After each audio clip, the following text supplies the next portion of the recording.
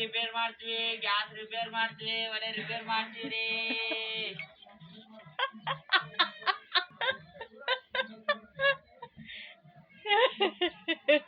దానికన్నా మీరు పనికొచ్చేది ఎలా 12 క్లాస్ చదివే దానికనే ఎంతమంది వచ్చారు 10కి?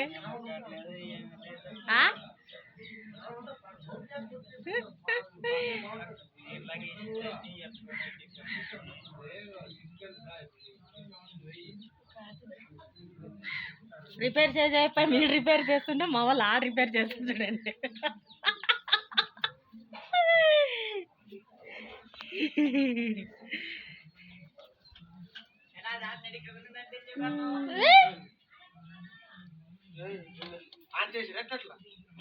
అదేం